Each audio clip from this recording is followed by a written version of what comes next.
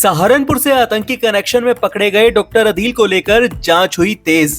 खुफिया एजेंसियों के हाथ लगे कई नए सुराग। डॉक्टर अदील के आतंकी नेटवर्क पर कसता जा रहा है शिकंजा। आखिर छुट्टी मिलते ही देवबंद में क्या करने चाहते थे डॉक्टर अदील? इस मामले से जुड़ी जो भी नई अपडेट्स सामने आई हैं, सभी आपको विस्तार से बताते हैं। बने रहें वीडियो के अंत तक।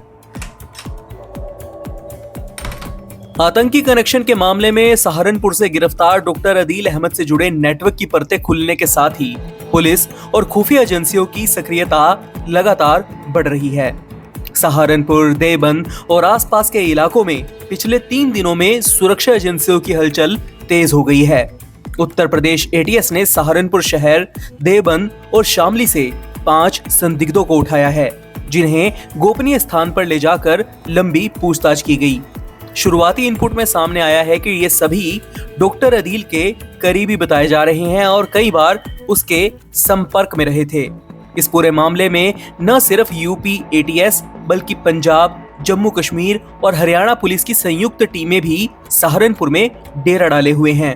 सभी एजेंसियां मिलकर ये समझने की कोशिश कर रही हैं कि अदील का नेटवर्क आखिर कितनी दूर तक फैला हुआ है। जिन सभी संदिग्धों को उठाया गया है, उनके mobile phone, laptop, social media गतिविधियों और कॉल डिटेल रिकॉर्ड की गहन जांच चल रही है।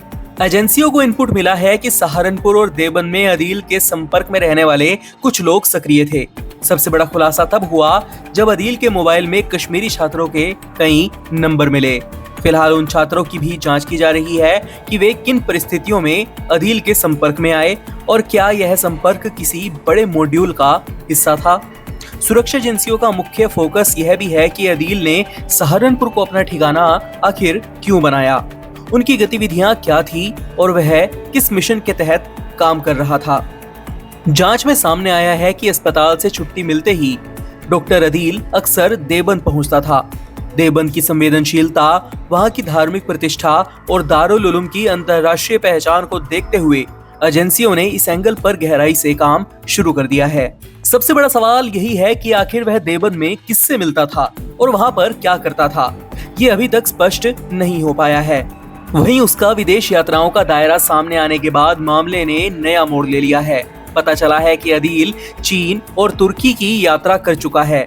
स्थानीय स्तर पर इसकी आधिकारिक पुष्टि नहीं हुई है, लेकिन खुफिया एजेंसियां उसके पासपोर्ट, इमिग्रेशन रिकॉर्ड, बैंक लेन देन और विदेश संपर्कों की बारीकी से जांच कर रही है। इन विदेश यात्राओं ने उसके नेटवर्क और मकसद को लेकर अनेक सवाल खड़े कर दिए हैं।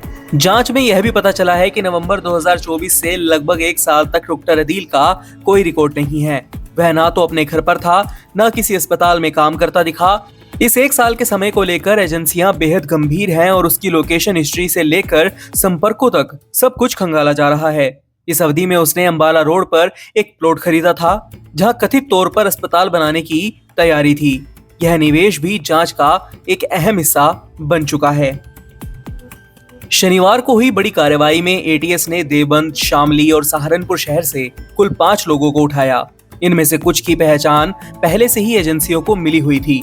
इन सभी को एटीएस एकांत स्थान पर ले गई, जहां उनसे कई घंटों तक पूछताछ की गई। इस बीच जम्मू कश्मीर के रहने वाले कुछ लोगों की भी सूची खंगाली जा रही है, जो पिछले महीनों में सहारनपुर आए थे या यहां पर रह रहे थे। 6 नवंबर को डॉक्टर अदील अहमद को सहारनपुर से गिरफ्तार किया गया था। उसे जम्मू कश्मीर पुलिस ने पकड़ा था और तब से उसके नेटवर्क की कड़ियां एक एक कर खुल रही हैं। अब तक की जांच में सामने आया है कि उसका भाई मुजफ्फर दुबई में रहता है और मानसिक रोग विशेषज्ञ है। उसकी गतिविधियों की भी जांच शुरू हो चुकी है। शुरुआती रिपोर्ट्स में बताया गया है कि डॉक्टर मुजफ्फर लगभग 5 साल से सक्रिय है और उसके ऊपर मॉड्यूल के मुख्य समन्वयक की भूमिका निभाने का संदेह है। सूत्रों के अनुसार मुजफ्फर पड़ोसी राज्यों में बैठे हैंडलरों और आतंकी मॉड्यूल के बीच बिचौलिए की भूमिका निभाता था। फंडिंग, विदेश यात्राओं की योजना, टिकट बुकिंग और खर्चों की व्यवस्था उसी की ओर से होती थी। डॉक्टर अदील से जुड़ी सारी कॉल डिटेल्स निकाली जा रही हैं। उसने अपने भाई से कब कब बात की, कितनी देर बात की और उसकी आखिरी मुलाकात कब हुई।